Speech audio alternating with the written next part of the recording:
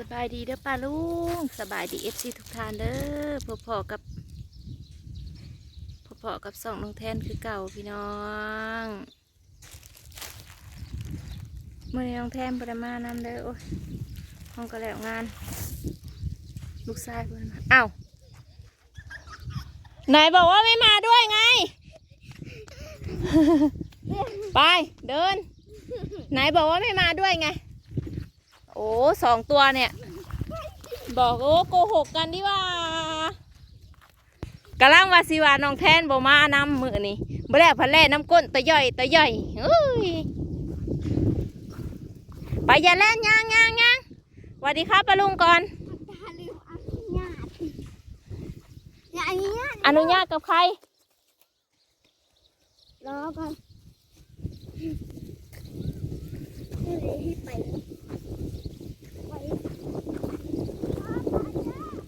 มารออยู่นี่แหละไปขออนุญาตแม่ก่อนพี่น้องเอ้ยสตาร์ทเลยพี่น้องพี่เขาอะมือเศร้าเลยหัวก็คลอดลูก2 โตพี่น้องเอ้ยตัวเทิกกับตัวแม่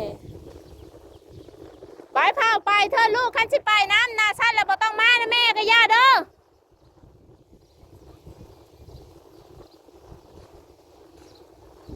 สิมาหรือบ่มาคันบ่มาแล้วพากันเล่นอยู่ในบ้านเลยลูก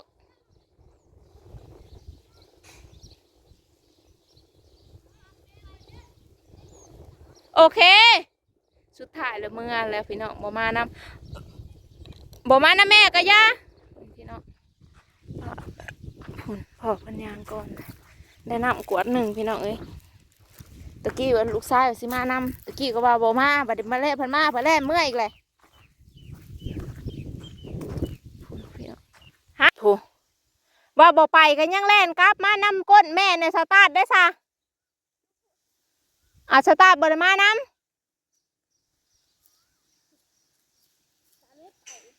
สตาร์ทไม่ไปนายบอกว่าลูกไม่ไปกับแม่ไงไปก็เดิน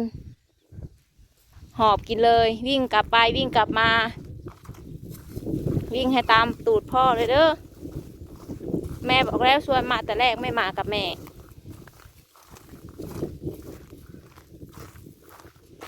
อันนี้นี่แต่กดแม่ไม่ได้ดอกพี่น้องเอ้ยน้องแท่นนะไปทางใดเขาถามว่าแม่จะไปด้วยเปล่าแม่ไปด้วยถ้าแม่ไปด้วยไปว่าไทยนำพี่น้องบางทีก็ว่าลาวนำหาย่างไปที่พ่อคำเลยตะเวนไก่สิโตกดีไปพี่น้องหาอาหารแรงก่อนพี่น้องข้าวเผาป่าเผาไผ่เผาขจุดกินเป็นป่าจะขจุดหายังพอลูกปะโอ้พอแง่เทิงย่างมาสนิก็หอบกูกินเลยเฮ็ดจริงเฮ็ดงานอยู่ตลอดเลยบ่เคยผ่านนั่นบัดย่างซ้ำนี่บัดเมื่อยกูเฮ็ดงานอีกเพราะว่าเขาเฮ็ดงานเขาบ่ได้ค่อยได้ย่างปานใดเด้บ่ได้ย่างไก่ย่างไม่ได้ย่างวนไปวนมาในคอกรีดอะไรพี่น้องเอ้ยกลับไปกลับมาปู้อยู่เทิงอยู่ป่าพูดข้างห้างห้าวยังนี่พอเพิ่นแง่พอเพิ่นว่าไปหาแง่ใครมาเตะเพิ่นพอได้ก้อยมันสิบ่ได้ก้อยกินบ่มันสิได้บ่ก้อยบ่เสี่ยวเมื่ออนุญาตแม่แล้วแม่บอกให้มาหรือว่าได้โอ้ยมีแต่แง่ตามกกกระเดาชุบพ่อแล้วมันจะขมแม่เย็นอยู่พี่น้องโมโหว่าได้หน่อยได้ลายจำได้ยังทันได้ซองเบิ่งในกระตาเพิ่นในกระสอบฮะนักอยู่บ่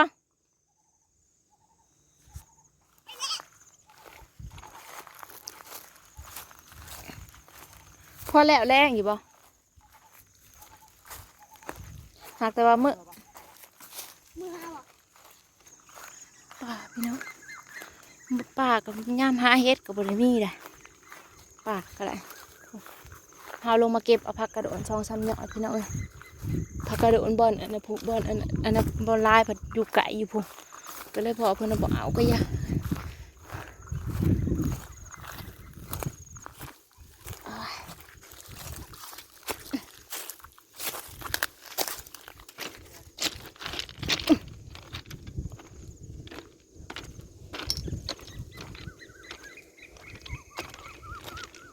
เสียงนกฮอกคำแล้วพี่น้องเอ้ยเมื่อกันยัง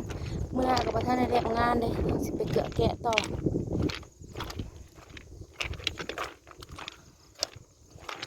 ผู้ได้ใจดีก็ฝากของอยู่ของกินไม่กินเลยเด้อพี่น้องเอ้ยฝากเสื้อผ้าเนาะ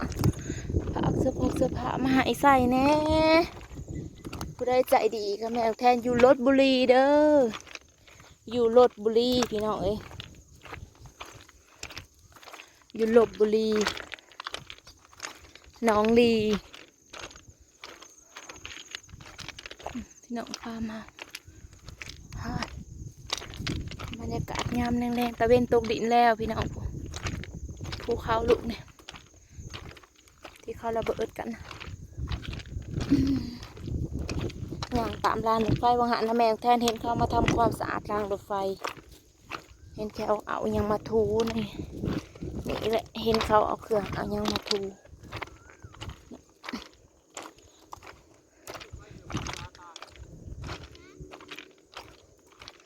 ยังนะเฮ้ยรถไฟเหยียบงูตายตัวใหญ่ปะ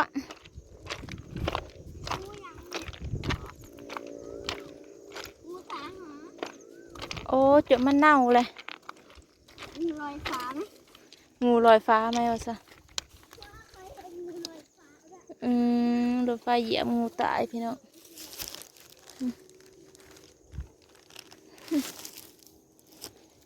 จุดมันแข็งเลย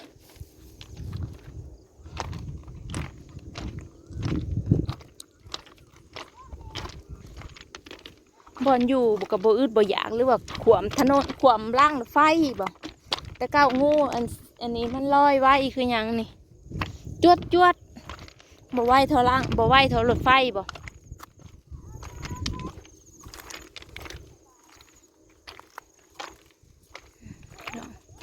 ภูเขาลูกนี่ก็จะแม่นมันงามค่ำมาแล้วก็เย็นแบบพอยำสวยๆน่ะ10 โมงไปเลยเอาโลดพี่น้องเอ้ย10 โมงไปเลยฮ้อนอยู่ก็บ่ได้นอนก็บ่ได้พักผ่อนก็ฮ้อนเอาพี่น้องเอ้ยได้หมดแดงก็ได้พอก่อยกินก็ได้พี่น้องและหาอยู่หากินตามบ้านนอกบ้านนาเฮากับสิประมาณนี่แหละเนาะแมงแทนกับเฮากับจะสิได้ลงยังให้เบิ่งกับลงคลิปโดดลงคลิปเท่านึงให้เบิ่งอันนี้แหละเนาะจากเฮาก็จะสิไปลงคลิปยังให้เบิ่งเด้อปลาลุงเอ้ยโอ้ทั้งโลกก็เพราะทั้งโลกยังเอาโลดพี่น้องเวลาย่างไม่เมื่อยนะหอบกินโลดแล้วก็เศร้าหอบเรือแมงแทนถือว่าแมงแทนกับบริอ้วนเด้พี่น้องน้ำหนัก51กับบริอ้วนเด้เนาะแต่ว่าแมงแทนกับปกติ51กับโบขึ้นบ่ลงก็ซ้ำเก้ากับโบเคยขึ้นเคยลงอีกพี่น้องกองขี้งัวพี่น้องกับบรรยากาศ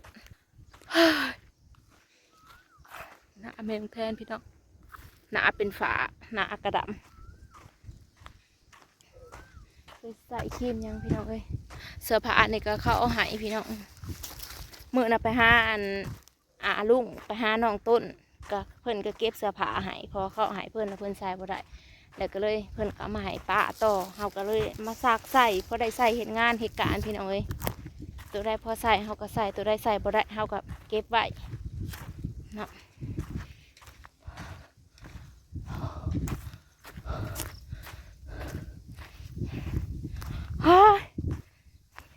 ย่างบ่ได้พอ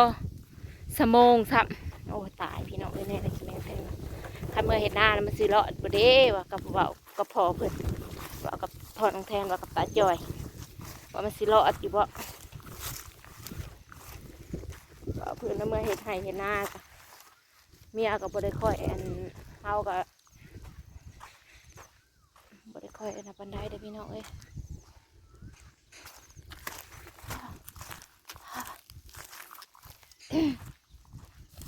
เห็นว่าสู่นี่ก็สู่ไปเรื่อยๆเรื่อยๆพี่น้องเอ้ยถ้าใครแต่เห็นงานก็มีเวลาพักผ่อนมีเวลาพักผ่อนมีเวลานอน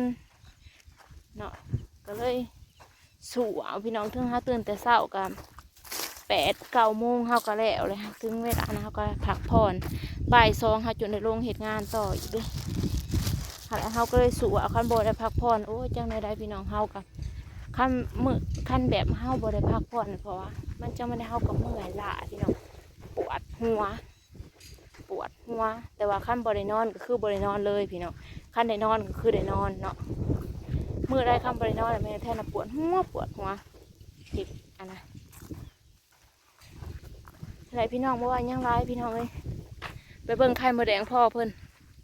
ว่ามันสิเดินในไร่ซันได้พ่อเพิ่นยังสิไปหาเกลือแกะอีกเลยว่าเพิ่นสิให้ไปเกลือนั่นอยู่บ่แล้วเพิ่นสิให้ไล่มดแดง